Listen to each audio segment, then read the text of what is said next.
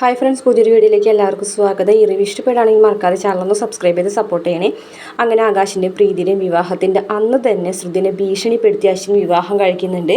പ്രീതിയുടെയും ആകാശിൻ്റെ വിവാഹം ഇത് നടക്കൂല എന്ന് പറഞ്ഞിട്ടാണ് കേട്ടോ ശ്രുതിനെ ഭീഷണിപ്പെടുത്തി വിവാഹം കഴിക്കുന്നത്. ശ്രുതിക്ക് ഒട്ടും തന്നെ മനസ്സില്ലാതെ ശ്രുതിയുടെ കഴുത്തിൽ നിർബന്ധിച്ച് താലി കെട്ടുന്നു. മാത്രമല്ല, ഈ ഒരു ബന്ധം ഒരിക്കലും നിലനിൽക്കില്ല, നീ എൻ്റെ ഭാര്യ ആയിരിക്കുകയില്ല, 6 മാസം മാത്രമേ ഈ ബന്ധത്തിന് നീളമുള്ളൂ എന്നൊക്കെ പറഞ്ഞിട്ടാണ് കേട്ടോ അശ്വിൻ കല്യാണം കഴിക്കുന്നത്. ശ്രുതിക്കാണെന്നുണ്ടെങ്കിലും ഒന്നും ചെയ്യാൻ പറ്റാത്തൊരവസ്ഥ, വേണ്ടാന്നും വേണമെന്നൊന്നും പറയാൻ പറ്റാത്തൊരവസ്ഥയിലാണ് അശ്വിൻ ശ്രുതിയെ വിവാഹം കഴിക്കുന്നത്.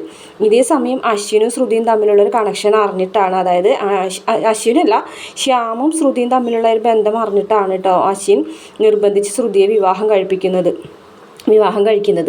അങ്ങനെ ശ്യാമാണെന്നുണ്ടെങ്കിൽ ഇവർ വിവാഹം കഴിഞ്ഞോട് കൂടിയിട്ട് അശ്വിനോട് നേരിട്ട് തന്നെ പറയുന്നുണ്ട് കേട്ടോ, ശ്രുതി എനിക്ക് സ്വന്തമാണ്, ശ്രുതി എൻ്റെത് മാത്രമാണെന്നൊക്കെ പറയുമ്പോൾ അശ്വിൻ പറയുന്നുണ്ട്, ഇനി ശ്രുതിയെ നിങ്ങൾ സ്വപ്നം പോലും കാണണ്ട, ഇന്ന് അവൾ എൻ്റെ ഭാര്യയാണ്, നിങ്ങളുടെ നിഴൽ പോലും അവളുടെ മേത്ത് വീഴരുതെന്നൊക്കെ ഭീഷണിപ്പെടുത്തുന്നുണ്ട് കേട്ടോ. പിന്നെ പറയുന്നുണ്ട്, അഞ്ജലി ചേച്ചീനെ ഓർത്ത് മാത്രമാണ് നിങ്ങളിന്ന് ജീവിച്ചിരിക്കുന്നതെന്നൊക്കെ പറഞ്ഞിട്ട് ശ്യാമിനെ ഭീഷണിപ്പെടുത്തുന്നൊക്കെ ഉണ്ട്.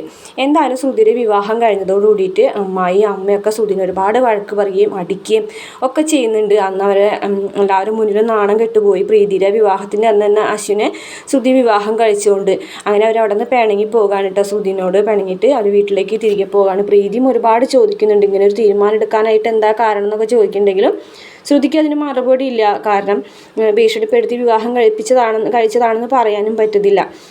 അങ്ങനെ എല്ലാവരും മുത്തശ്ശിയും അഞ്ജലിയൊക്കെ ശ്രുതിയോട് പിണങ്ങി നിൽക്കുന്നുണ്ട് കേട്ടോ. അങ്ങനെ എന്തായാലും ശ്രുതിയുടെയും അശ്വിൻ്റെയും വിവാഹം കഴിഞ്ഞത് അവർക്ക് അക്സെപ്റ്റ് ചെയ്യാതെ പറ്റില്ല എന്നുള്ളൊരവസ്ഥയിലേക്ക് വരികയാണ്. അവസാനം അശ്വിൻ പറയുന്നുണ്ട്, ഞാൻ എന്തായാലും ശ്രുതിയെ വിവാഹം കഴിച്ചു, നിങ്ങൾക്കത് അംഗീകരിക്കാൻ പറ്റുന്നില്ലെങ്കിൽ ഞാൻ ശ്രുതിയും കൊണ്ട് ഈ വീട്ടിൽ നിന്ന് ഇറങ്ങി പോകുന്നൊക്കെ പറഞ്ഞതോട് കൂടിയിട്ട് അങ്ങനെ എല്ലാവരും ശ്രുതിനെ മരുമകളായി അംഗീകരിക്കാൻ തീരുമാനിക്കുകയാണ്.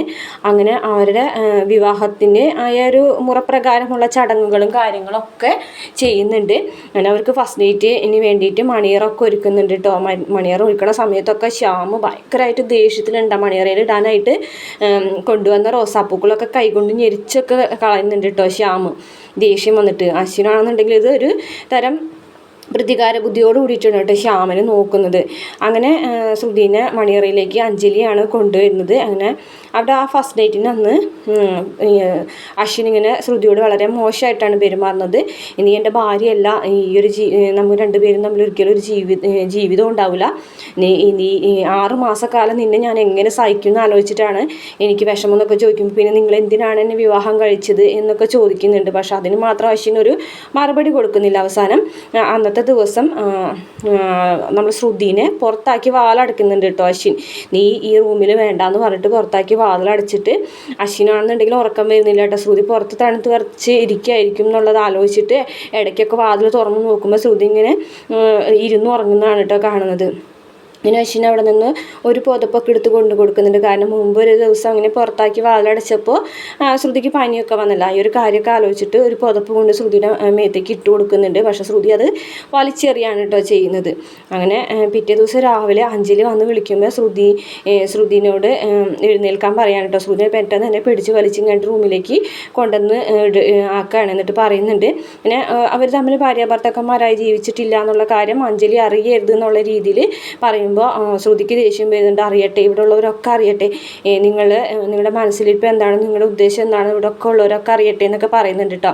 എന്തായാലും മനോരമ ശ്രുതിയോട് വളരെ മോശമായിട്ടാണ് പെരുമാറുന്നത്. അടുക്കളയിലൊന്നും കയറാൻ സമ്മതിക്കുന്നില്ല കേട്ടോ. അവസാനം മുത്തശ്ശി തന്നെ പറയും, അവൾ ഈ വീട്ടിലെ മരുമകൾ തന്നെയാണ്, അതുകൊണ്ട് എല്ലാവരും അംഗീകരിച്ചേ പറ്റൂ, ഒരു മരുമകളല്ല, പ്രീതി ഈ വീട്ടിലേക്ക് വന്ന പോലെ ശ്രുതിയെയും നമ്മൾ അംഗീകരിക്കണം എന്നൊക്കെ പറയുന്നുണ്ട് കേട്ടോ.